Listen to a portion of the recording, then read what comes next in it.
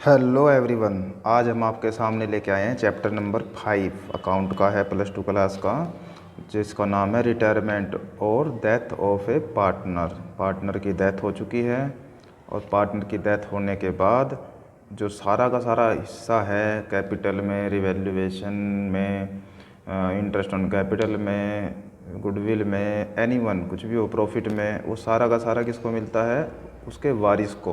वारिस का मतलब इंग्लिश में अकाउंट की भाषा में बोलते हैं उसके उत्तराधिकारी को, मतलब कि एग्जीक्यूटर को।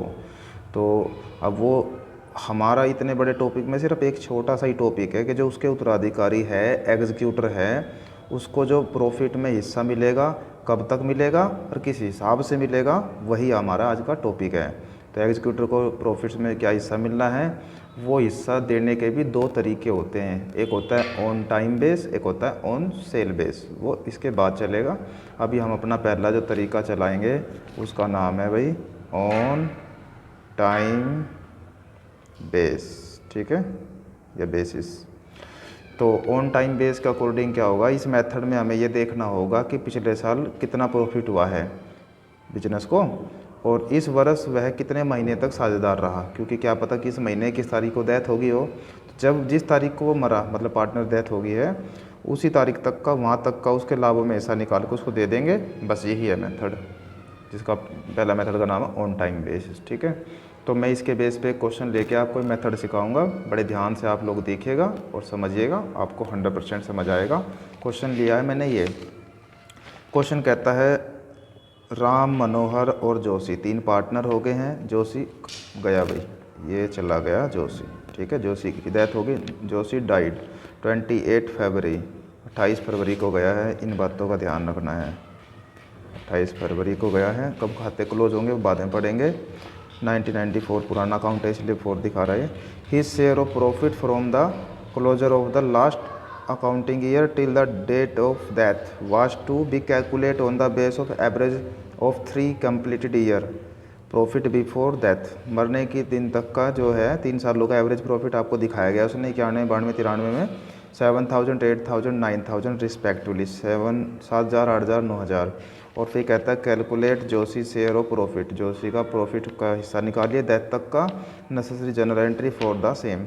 और इसकी एक एंट्री बनती है, वो मैंने आपको बताई नहीं, एंट्री होती है, एंट्री और बता देता हूँ मैं आपको पहले। Profit and loss suspense account debit, ठीक है, टू मरने वाला पार्टनर कौन है, डेथ पार्टनर, मतलब डिक्रीजिंग पार्टनर्स कैपिटल अकाउंट। अब डिक्रीजिंग में कौन है, यहाँ पे जोशी है तो यहाँ जोशीज कैपिटल आ जाएगा जब हम इस प्रॉफिट को देंगे उसको। तो पहले कैसे देंगे, कितने महीने हैं, कब तक अकाउंट क्लोज हो रहे हैं, इसमें ये बात आप समझ लीजिए कि आपका जो अकाउंट है उसके बारे में यहाँ बताएगा। तो यहाँ पे हमने देखा भाई क्या कह रहा है, 28 तारीख को वो मरा है, उसके बाद प्रॉफिट लास्ट क्लोजर ईयर, मतलब पिछले साल जो ख़त्म हुआ वहाँ से यहाँ तक देख लो कितने हुए हैं। 31 दिसंबर को अकाउंट क्लोज होते हैं, ठीक है। तो अब दिसंबर के बाद जनवरी, फिर आ गया फरवरी, 28 फरवरी, इसका मतलब पूरा फरवरी, 2 मंथ्स, और उसने एक्स्ट्रा वो रहा तो 2 महीने का उसको अलग से और इंटरेस्ट दिया जाएगा, वो प्रॉफिट मिलेगा, सॉरी। तो सबसे पहले आप निकालेंगे एवरेज, या लिखेंगे ऐसे एवरेज प्रॉफिट, ठीक है।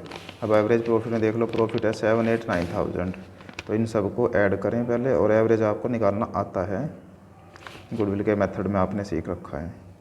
तो इसका एवरेज डिवाइड में 3 लगाएंगे तो ये आया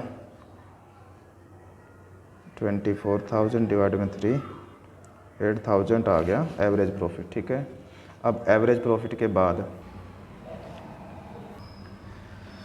जोशी का जो पार्टनर रिटायर डेथ हुई जिसकी, उसका हिस्सा निकालेंगे, यहाँ लिखेंगे जोशीज शेयर और प्रॉफिट, या जोशी शेयर भी लिख सकते हो। तो जोशी का हिस्सा निकालेंगे आप, 8,000 टोटल है।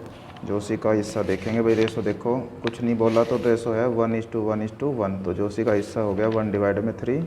और कितने महीने एक्स्ट्रा वो ख़त्म होने के साल के बाद 2 महीने और एक्स्ट्रा दिया था, तो 2 डिवाइड में 12 और यूज़ करेंगे। आप कैलकुलेशन के टाइम ध्यान रहेगा, ये रखनी है यह बात आपको। तो यहाँ पे आप इसको कैंसिल कर दें, ठीक है।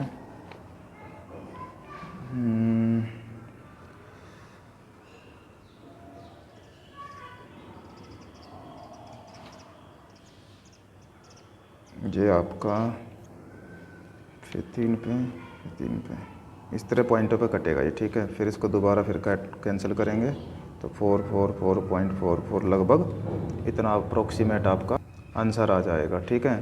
तो उसके बाद चलो ये तो आपने सीख लिया भाई कैसे ऑन टाइम बेस पे आप प्रॉफिट निकाल लेंगे। अब ये एंट्री बताई थी मैंने, याद है आपको, ठीक है। तो ये एंट्री और आप पास करेंगे। एंट्री क्या थी? Profit and loss